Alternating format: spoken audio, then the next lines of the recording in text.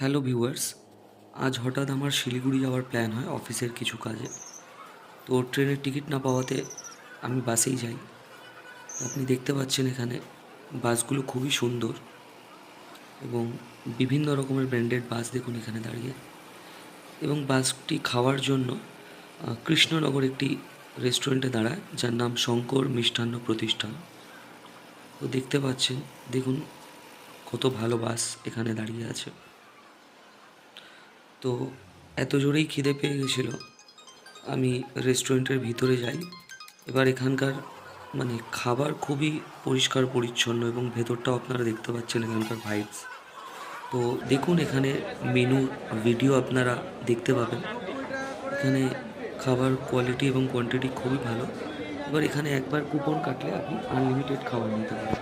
ভিডিওটি ভালো লাগলে আপনারা লাইক এবং সাবস্ক্রাইব